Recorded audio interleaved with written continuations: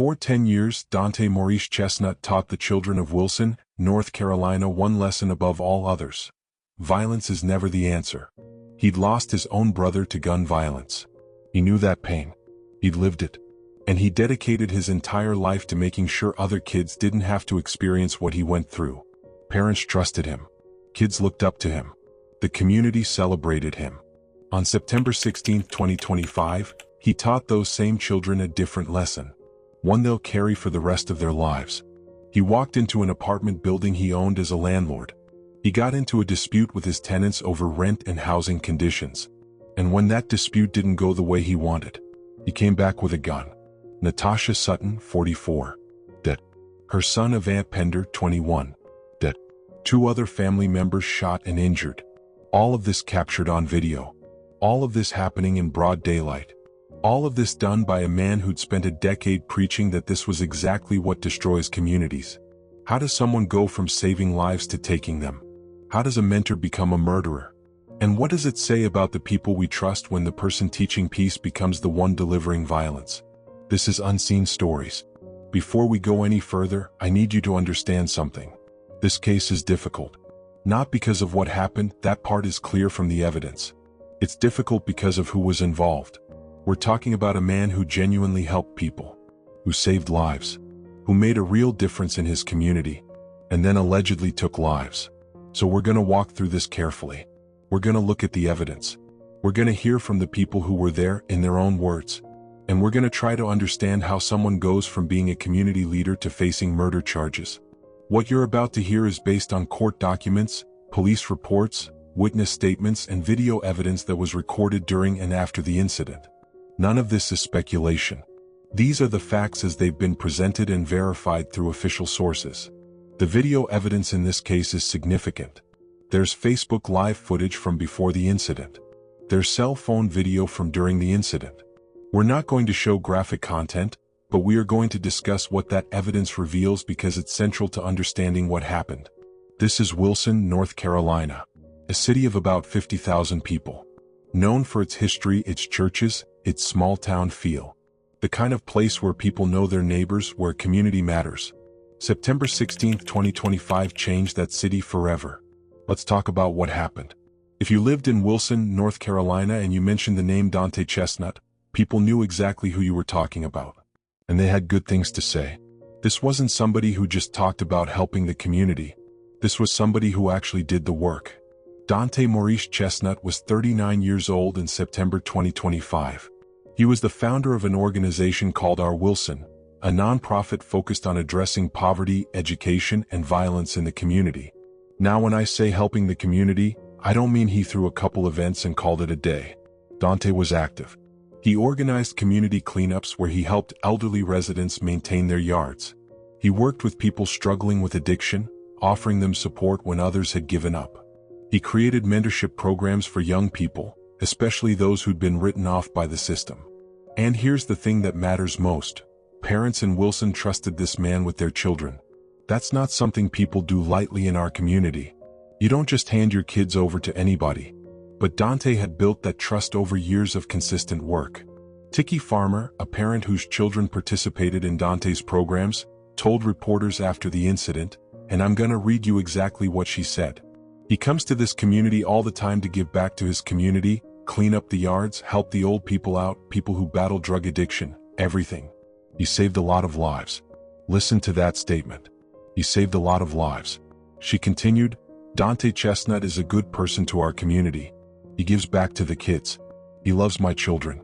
Like even when we couldn't afford to pay for the program, he'll go out his pocket and pay for it himself. Out of his own pocket. When families couldn't afford the youth programs, he covered the costs himself. This wasn't for publicity. This wasn't performative. By every account from people who knew him and worked with him, Dante Chestnut genuinely cared about Wilson and its people. But to understand how Dante got to where he was, you need to know his background. Dante didn't grow up with privilege. His childhood was difficult. The kind of difficult that either hardens you or motivates you to make sure nobody else experiences what you went through. And Dante experienced real tragedy. His own brother was killed, shot down in gun violence. That kind of loss changes a person. When that happened, Dante could have chosen revenge. He could have chosen anger. He could have let that pain turn him into someone destructive. That would have been understandable. That's what a lot of people might have done. Instead, he chose to build something positive. He founded our Wilson specifically because of what happened to his brother. He knew the pain of losing someone to gun violence, and he made it his personal mission to prevent other families from experiencing that same devastation. In 2023, Dante ran for Wilson City Council. His campaign platform focused on youth empowerment and violence prevention. He didn't win that election, but losing didn't stop him from continuing his community work. If anything, some people said he seemed more determined afterward. To the people of Wilson, Dante Chestnut represented hope.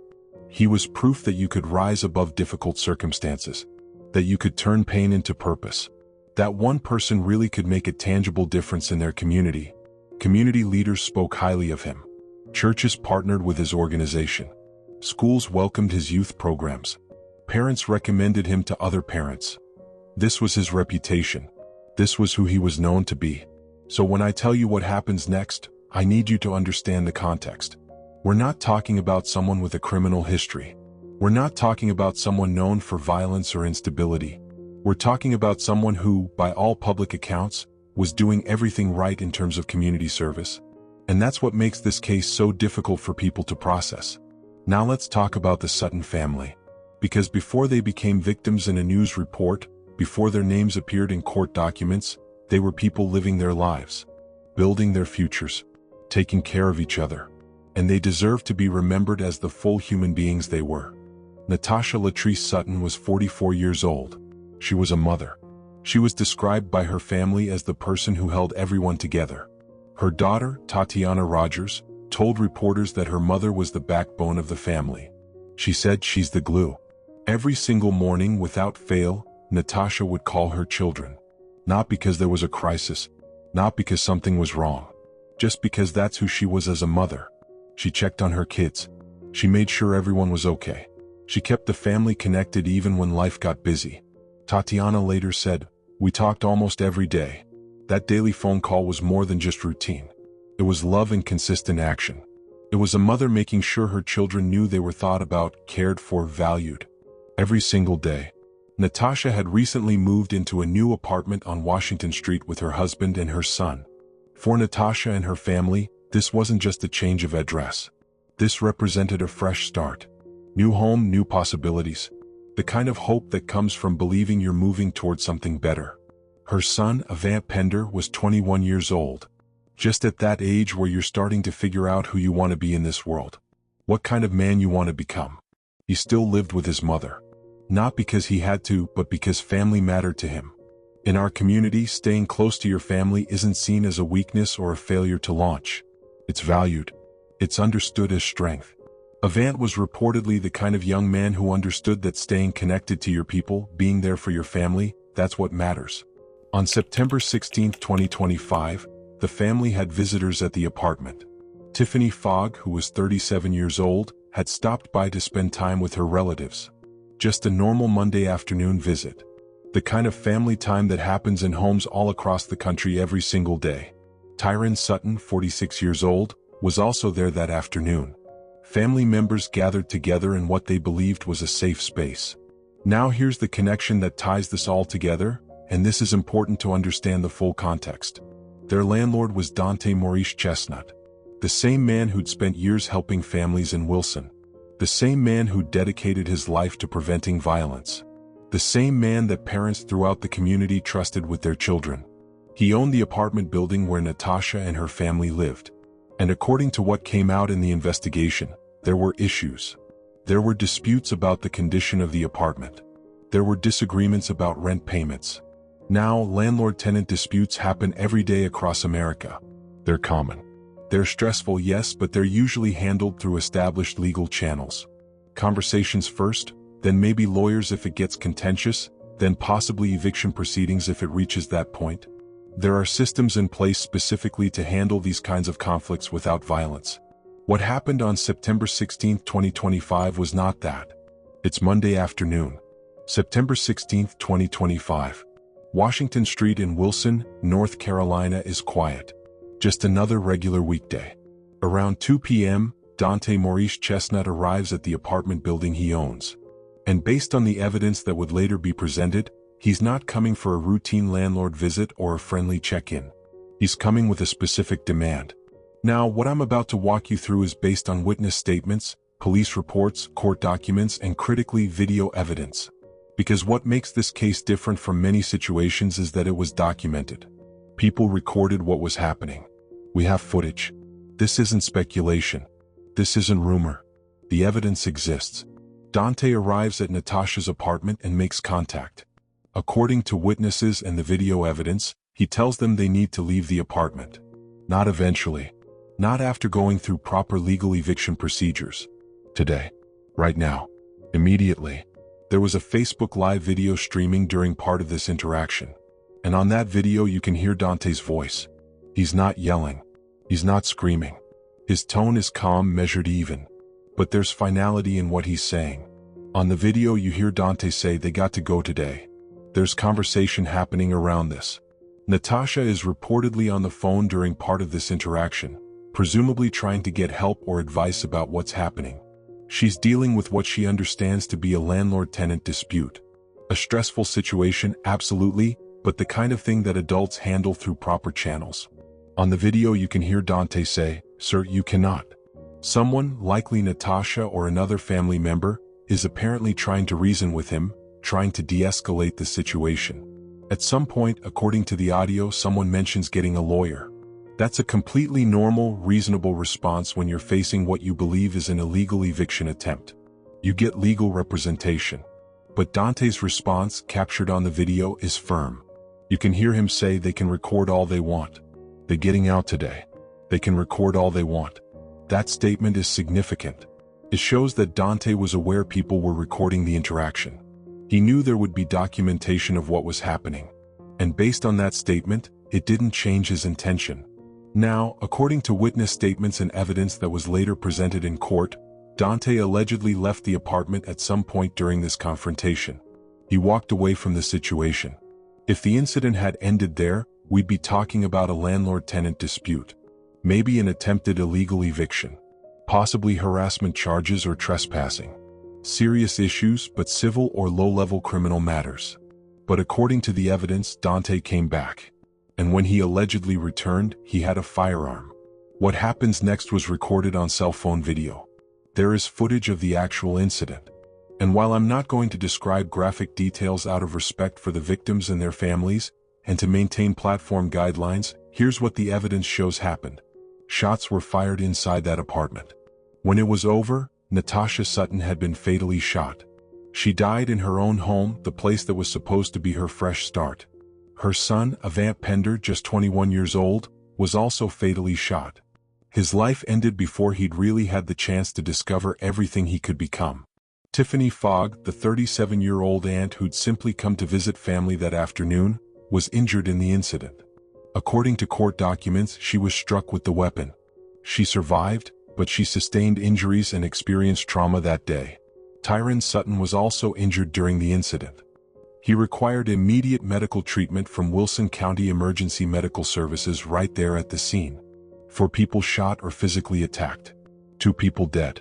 In a matter of minutes, what had been a family gathering became the scene of a tragedy. 2 lives ended. 2 people traumatized and injured. Multiple families destroyed. Over a landlord-tenant dispute. But the incident didn't end when the violence stopped. According to evidence that emerged during the investigation, after the incident, Dante's firearm allegedly malfunctioned. The weapon broke. And a broken weapon means physical evidence. The kind of evidence that can be analyzed, traced, used in court. The kind of evidence that connects a person directly to what happened. So what did Dante allegedly do? According to prosecutors and court documents, he contacted his sister. Tiffany Monique Chestnut, 36 years old, is Dante's sister. And according to the charges that were later filed against her, she allegedly assisted her brother in trying to dispose of evidence. Specifically, prosecutors allege she helped with pieces of the broken firearm. Now, I want to be clear about what that means from a legal and moral standpoint. According to the allegations, while Natasha and Avante's bodies were still in that apartment, while Tiffany, and Tyron were dealing with their injuries and the trauma of what they'd just witnessed, The Chestnut siblings were allegedly working to hide evidence of what had occurred. That's the choice that prosecutors say Tiffany made. Not to call for help. Not to encourage her brother to turn himself in, but to allegedly assist in concealing evidence of a crime that had just taken 2 lives. Family loyalty is complicated. We all understand the instinct to protect the people we love. But there's a line between loyalty and being complicit in preventing justice for victims. But here's the reality about evidence in 2025. Technology has changed everything about how incidents are documented and investigated. There was video, multiple recordings, Facebook Live footage from before the incident showing the confrontation and Dante's statements, cell phone video from during the actual incident, witness statements from the people who survived. You can't make that kind of evidence disappear. You can't hide from multiple video recordings and eyewitness testimony. The attempt to conceal evidence, according to prosecutors, was futile before it even started. At approximately 2:15 p.m. on September 16, 2025, 911 calls started flooding into the Wilson Police Department. Neighbors on Washington Street heard gunshots. They heard screaming. They heard chaos erupting in what was normally a quiet residential area. When Wilson police officers arrived at the scene, they encountered what no officer ever wants to find. 2 people deceased. Survivors in shock and injured. Blood evidence throughout the apartment. A crime scene that would require extensive processing. And a community that was about to be shaken to its foundation. The investigation moved quickly, and there's a specific reason for that. The video evidence made the timeline and events clear.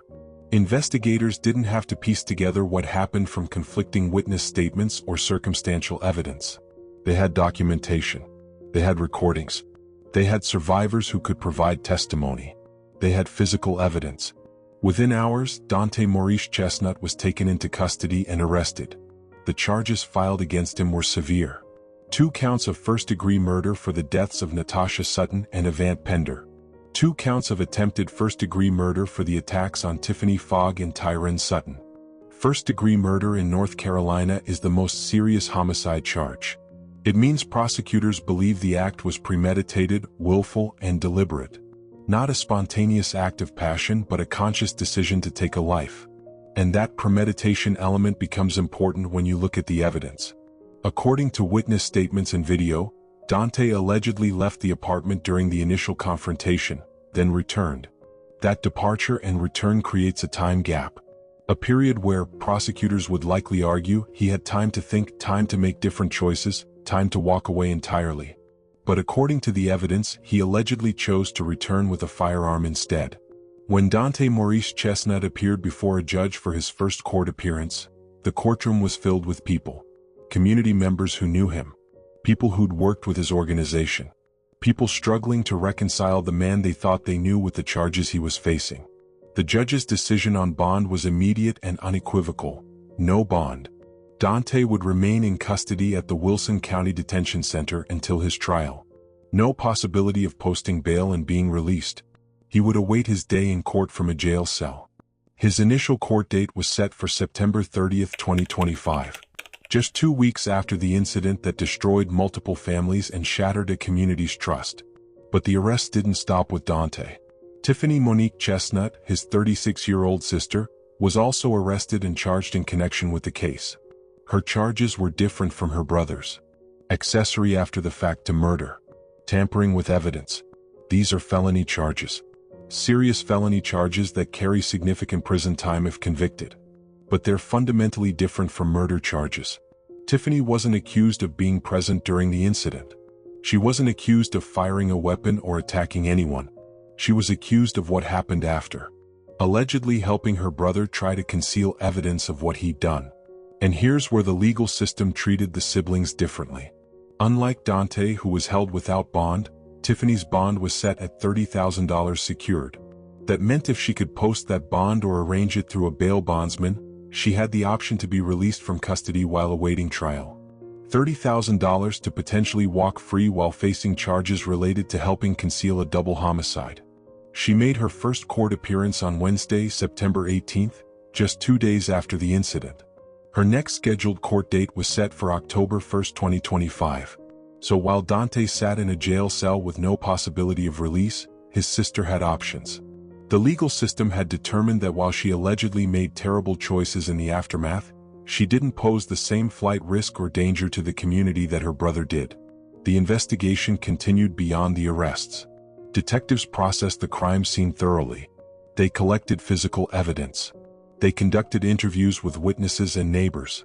They analyzed the video footage frame by frame. They coordinated with the medical examiner's office for the autopsies of Natasha Sutton and Avante Pender. They documented the injuries sustained by Tiffany and Tyron Sutton. They built what prosecutors would need for trial: a comprehensive timeline, a clear chain of evidence, witness testimony that corroborated the physical and video evidence. This wasn't going to be a complicated case from an evidentiary standpoint. The question wasn't what happened or who did it. The video and witnesses made that clear. The questions for a potential trial would be different. Questions about intent, about premeditation, about what led to those moments, about what justice should look like. But in terms of the basic facts of what occurred on September 16th, the investigation had strong, clear evidence. While police were processing the crime scene, while Dante was being transported to jail and booked into custody, while the legal machinery of justice was beginning to turn, families were finding out that their loved ones were gone. Tatiana Rogers was going about her Monday, a normal day, and then her world ended.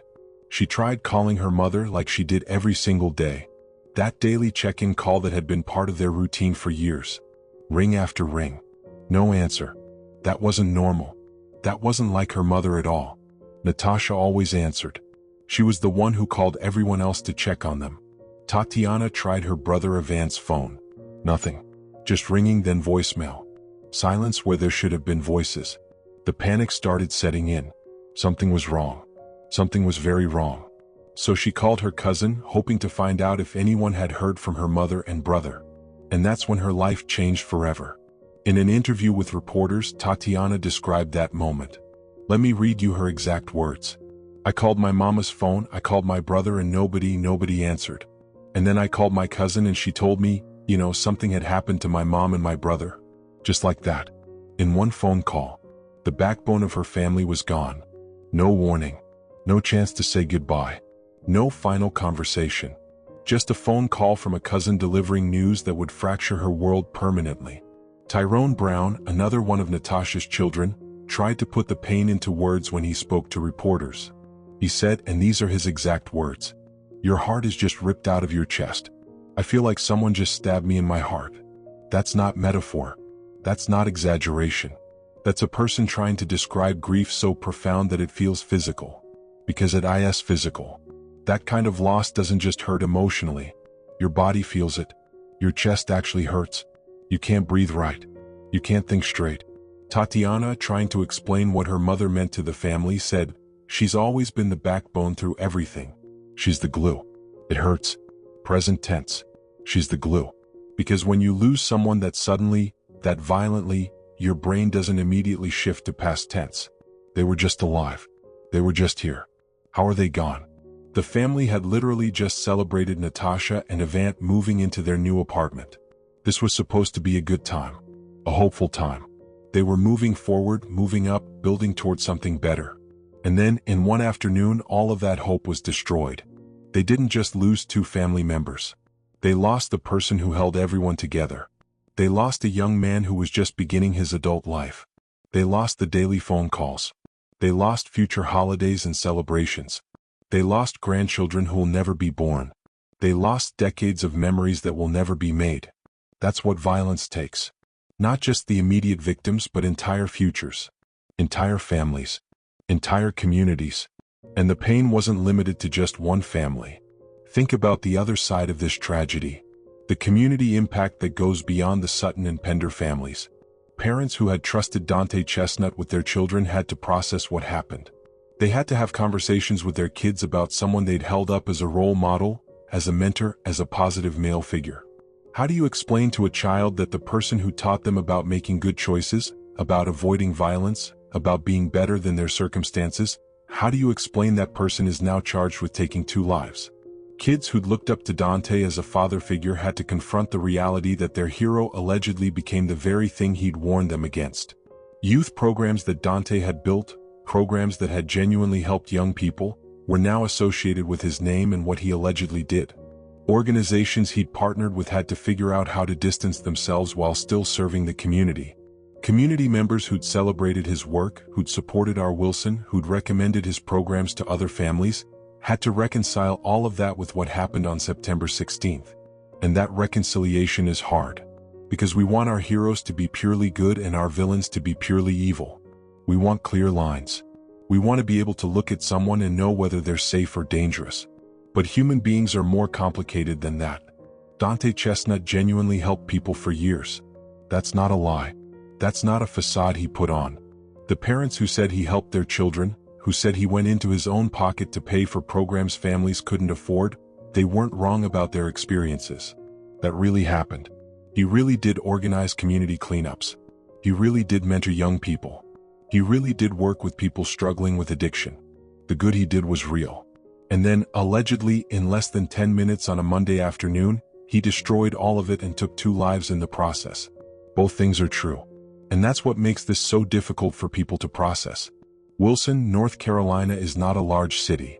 With about 50,000 people, it's the kind of place where everyone knows someone who knows someone else. Where news travels fast. Where tragedy affects not just immediate families but entire networks of people. When word spread about what happened on Washington Street, when people learned who was involved, the shock rippled through the entire community. Churches across Wilson held vigils for the Sutton family. Pastors stood before their congregations trying to help people process senseless violence. Trying to find words of comfort when there aren't really words adequate for this kind of loss. Pastor Sherman Blandon spoke to reporters and said something simple but profound. We are grieving. There's a lot of people who just don't understand why this happened. And that's the hardest part for communities dealing with tragedy. The not understanding. If Dante had been a known criminal, if there had been a history of violence, if there had been obvious warning signs, people could process it differently. They could say we should have seen this coming or we should have been more careful. But there weren't obvious warning signs. At least not ones visible to the broader community. This was someone who'd earned trust over years of consistent positive work. And that makes the betrayal cut deeper. Because now every community leader is suspect. Every youth mentor has to be questioned. Every person asking to work with children has to be scrutinized more carefully. The trust that Dante spent a decade building wasn't just his own. It was trust in the entire concept of community organizing and youth mentorship. And when that trust gets shattered this dramatically, it affects everyone trying to do similar work. Community organizers in Wilson had to figure out how to move forward. How do you continue programs that Dante had started or been involved with? How do you serve the same young people without the shadow of what happened hanging over everything? Some organizations chose to continue the work under different names, with different leadership, trying to preserve the positive impact while distancing from the association with Dante. Others struggled with whether to continue at all. Whether the community would even trust new youth programs after what happened. And that's a tragedy in itself. Because the young people who benefited from those programs, they still need support. They still need mentoring. They still need positive influences. But finding people willing to step into that role and finding parents willing to trust them, that became harder after September 16th. The Wilson community also had to grapple with questions about the systems that failed. Because somewhere along the line things broke down. There was a landlord-tenant dispute. Those happen every day across America. Why did this one escalate to violence when thousands of others get resolved peacefully? Were there resources Dante could have accessed for his own financial struggles? Were there mediation services that could have intervened? Were there legal channels that should have been pursued instead of confrontation? And when Dante showed up at that apartment making demands, was there a moment where someone could have called for help that might have changed the outcome? These aren't questions meant to assign blame to anyone except the person who allegedly made the choice to use violence. But they're important questions for preventing the next tragedy. As of the last public reports on this case, both Dante Maurice Chestnut and his sister Tiffany remain in the legal system working through their respective cases. Dante is being held without bond in the Wilson County Detention Center, awaiting trial on 2 counts of first-degree murder and 2 counts of attempted first-degree murder. First-degree murder in North Carolina is punishable by life in prison without the possibility of parole, or in certain circumstances, the death penalty. The prosecution will have to prove premeditation, that this wasn't a spontaneous act but a willful, deliberate decision. The evidence they have to work with is substantial. Video footage showing the confrontation before the incident. Cell phone video from during the incident. Eyewitness testimony from survivors. Physical evidence from the scene. Medical examiner reports. The 911 calls. Defense attorneys for Dante have a challenging job ahead of them. When you have video evidence and surviving witnesses, there's limited room to argue about what factually occurred. The defense strategy would likely need to focus on other elements. The defendant's state of mind, what led to the incident, arguing for lesser charges, or if it goes to trial and there's a conviction, focusing on the sentencing phase. Tiffany Chestnut's case is separate but connected. Her charges of accessory after the fact and tampering with evidence are serious felonies, but they're fundamentally different from murder charges. The prosecution's case against her would need to prove that she knowingly helped conceal evidence of a crime, that she understood what her brother had allegedly done and chose to assist him in avoiding justice rather than cooperating with law enforcement. Her defense might argue about what she knew and when she knew it, about whether she fully understood the situation when she allegedly helped her brother, about family loyalty and difficult decisions made in moments of crisis. But the prosecution's argument is straightforward. While 2 people lay dead and 2 others were injured, she allegedly chose to help the person responsible rather than help bring him to justice. Both cases will likely proceed through the court system separately, though they're connected by the same underlying incident. The families of Natasha Sutton and Avante Pender will be watching these legal proceedings closely, waiting for something that feels like justice, though no verdict can bring back the people they lost. Justice in a case like this is complicated, because even if there are convictions, even if there are lengthy prison sentences, Natasha and Avante are still gone. Tiffany, Fogg and Tyron still carry the trauma of what they experienced. The family still has to live with permanent loss. But the legal process matters. It matters for accountability. It matters for establishing that actions have consequences. It matters for the community to see that violence, regardless of who commits it, will be addressed by the justice system. The trials, when they happen, will likely draw significant attention. A community leader accused of the very violence he preached against. Video evidence of what occurred. Families seeking justice. A community seeking answers. Will be painful for everyone involved, but it's a necessary part of the process. So what do we take from this? What lessons can we pull from a tragedy this profound? First, we need better systems for handling landlord-tenant disputes before they reach crisis points. The fact that a disagreement about rent and housing conditions escalated to violence means somewhere the system failed to provide adequate intervention. There should be accessible mediation services. There should be legal aid for both landlords and tenants who can't afford private attorneys. There should be clear, enforced procedures for evictions that prevent confrontations like this. Housing disputes are stressful for everyone involved. Tenants facing eviction are dealing with the potential of losing their home. Landlords facing non-payment are dealing with financial pressure. Both sides need support and clear legal pathways that don't involve confrontation. Second, we need to recognize and address the real impacts of financial stress. That if Dante was facing his own housing crisis, if he was under significant financial pressure, those are the kinds of stressors that can push people toward terrible decisions. That doesn't excuse what allegedly happened. Nothing excuses taking a life. But it does mean we need better support systems for people in financial crisis. Mental health resources, financial counseling, community support networks, ways for people to get help before they reach a point where they make irreversible choices. In our communities, there's often shame around asking for financial help. Pride that prevents people from admitting they're struggling.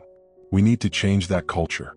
We need to make it okay to say I need help before things reach a crisis point. Third, and this is important, good work doesn't cancel out harm, and harm doesn't erase good work. Dante Chestnut helped people. He mentored children. He supported families. That impact is real. Those young people he helped, they were genuinely helped. That work mattered. And he's accused of taking 2 lives and injuring 2 others. That harm is also real. Those families are genuinely devastated. That pain matters. Both things can be true simultaneously. We don't have to choose between acknowledging the good someone did and holding them accountable for the harm they allegedly caused. This matters because sometimes we want to make people either completely good or completely evil. We want simple narratives. But human beings are complex. People who do good things can also do terrible things. and recognizing that complexity is important for understanding how to prevent future tragedies. Fourth, we need to understand that anyone can reach a point where they act contrary to everything they believe. That's not an excuse. That's a warning. It means we need to check on each other. It means we need to recognize when people we know are under stress. It means we need to create communities where asking for help isn't seen as weakness. It means we need to build systems that catch people before they fall so far that they make choices they can't take back. Because if someone who dedicated 10 years to preventing violence can allegedly commit violence, that should tell us that circumstances and pressure can push anyone toward actions they never thought they'd take. The question is, what are we doing as communities to prevent people from reaching those points? Fifth, and most importantly, we need to center the victims in these conversations. Natasha Sutton was more than a headline.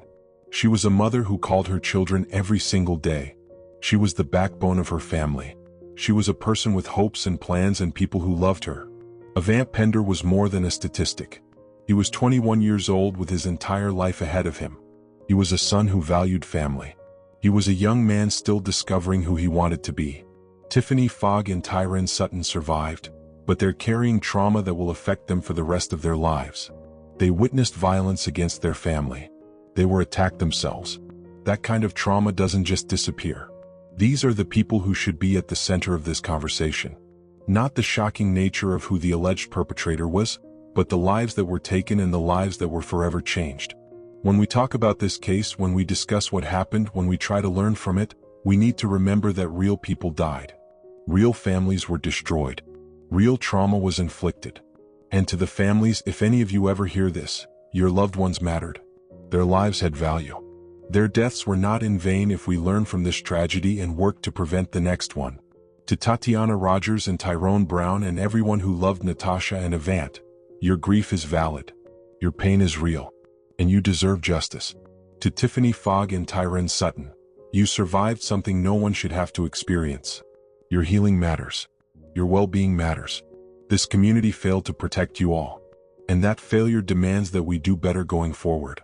The case of Dante Maurice Chestnut and the Wilson tragedy is still unfolding. The legal process continues. The community continues to heal. The families continue to grieve. We may never fully understand why someone who dedicated years to preventing violence allegedly chose violence himself. We may never be able to reconcile the decade of good work with the horror of September 16, 2025. But we can honor the victims by remembering them as full human beings, not just names in a tragedy. We can learn from what happened by building better systems to prevent landlord-tenant disputes from escalating. We can support our communities better by recognizing when people are struggling and providing help before crisis points are reached. We can acknowledge complexity while still demanding accountability. And we can recognize that the work of keeping our communities safe doesn't end with one person, no matter how dedicated they seem. It takes all of us, every single day, checking on each other, supporting each other, creating systems where disputes get resolved peacefully, where people in crisis have options, where violence is never seen as a solution. That's how we prevent the next tragedy. Not by finding a perfect hero who will save everyone, but by building communities where everyone takes responsibility for each other's well-being. This has been Unseen Stories, a reminder that the truth is rarely simple, that people are complex, that every action has consequences that ripple far beyond what we can imagine in the moment. To the Sutton family, to the Pender family, to everyone affected by what happened on September 16th, you are not forgotten. Your loved ones are not forgotten. And their lives remind us all of the work that still needs to be done. Stay safe. Take care of each other. And remember that sometimes the most important stories are the ones that make us uncomfortable, because those are the ones that teach us the most about ourselves and our communities. This is Unseen Stories. Until next time.